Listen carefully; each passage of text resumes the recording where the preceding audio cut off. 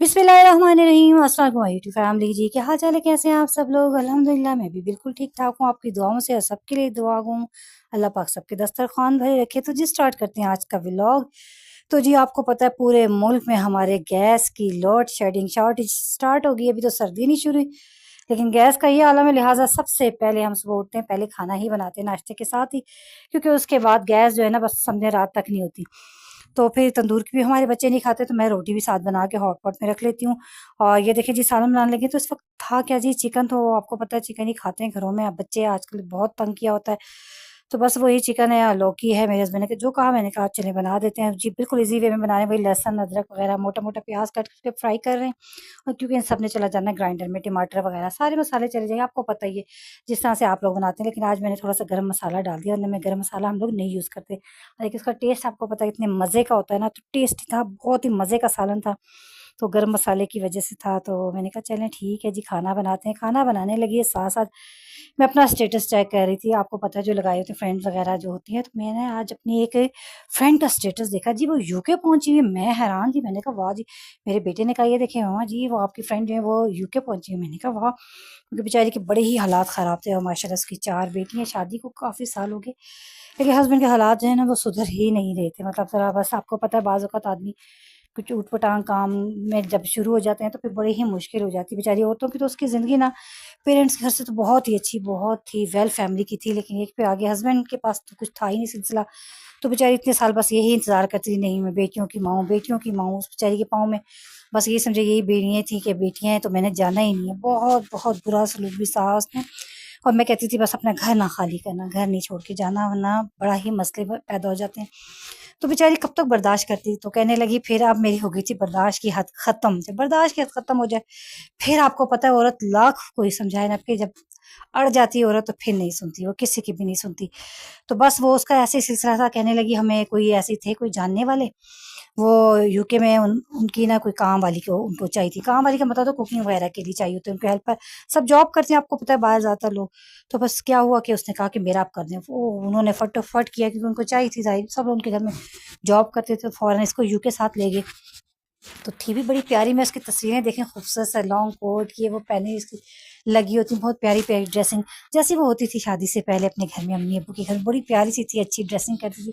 लेकिन बेचारी शादी के बाद मैंने इसको रुलते हुए देखा, बहुत उसके हालात ख़राब, बहुत उसने बर्दाश्त किया, भूख प्यास मार हर चीज़ बर्दाश्त की उसने सिर्फ अपनी बेटियों के लिए। लेकिन अब बेटियां खुद कहती थी कि मामा अब हम बड़ी होगी, चारों बेटियां माशाल्लाह से उसकी बड़ी होगी थी, और थी इतनी ज़हीन की, एक से एक ज़हीन माशाल्लाह, सब भी पढ़ने में बहुत लायक फाइक। और बेटियों ने ही कहा कि नहीं मामा अब आप जाएं, और उसने कहा मैं अब अपनी बेटियों का यहाँ मुस्तकबिल बनाऊंगी, यहीं पर आकर बेटियों को बुलाऊंगी। और जिस फैमिली ने कहा था ना, उन्होंने ही कहा था कि बेटियों को भी हो जाएगा, तुम तो आओ पहले, हम तुम्हारा इतना करेंगे। तो वो कहने लगी वहाँ पे मुझे कोई मसला नहीं, आराम से मैं बस कुकिंग वगैरह का ही काम करती हूँ, उनका देख लेती हूँ।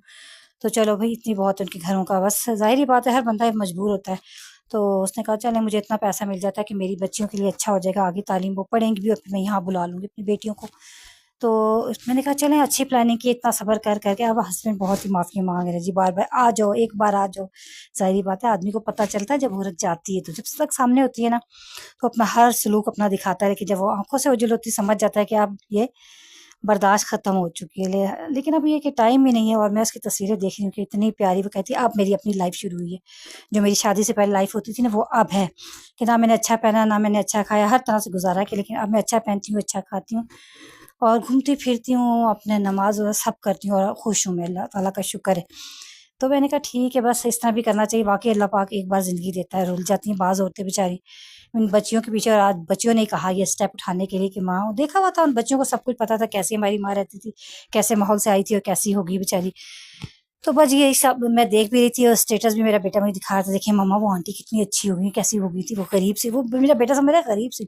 फिर मैं अपने बेटे को बताती, नहीं बेटा वो बड़ी ही अच्छी फैमिली से आई हुई थी, बस वो मियाँ ने जिस तरीके से रखा, जैसा सलूक किया, तो बेचारी ऐसी ही होगी, इस घर में आकर इतनी परेशानी देखी उस बेचारी ने। तो बस अब उसकी एंड हो गई थी। मियाँ बस गलत कामों में पड़ जाए ना आदमी, तो उस औरत की ज़िंदगी बड़ी ही ख़राब हो जाती है। तो बस मैंने भी उसको देख के कहा कि अल्लाह पाक इसके बाकी की लाइफ बहुत अच्छी करे, इसकी इसकी बच्चियों की। तो बस इसी तरह इंसान की ज़िंदगी है, औरत की तो ख़ास कर अल्लाह पाक बस नसीब अच्छे करे बच्चियों के।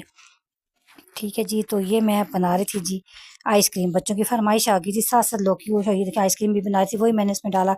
वनीला एसेंस, ब्रेड, चीनी, दूध डाल के मैं इसको पहले डिज़ोल्व कर रही थी, सारा कुछ मिक्स कर रही थी। एक तरह से बेस बना के मैं रख देती हूँ, फिर थोड़े से चावल लाऊँगी, उसको ग्राइंड करूँगी, इसमें मिक्स करेंगे, थोड़ी-सी क्रीम भी डाल देंगे और यकीन करें ये ऐसी आइसक्रीम बनती है। फिर इसको 2 बार बीटर से मैं चला देती हूँ ना, बीटर इसमें आइसक्रीम ऐसी बनती है फ्लफी सी, इतनी टेस्टी यम्मी कुल्फ़ा की क्या कहने। नट्स हो तो नट्स डाल दें आप, ठीक है, जो कुछ भी हो सब कुछ डाल सकते हैं।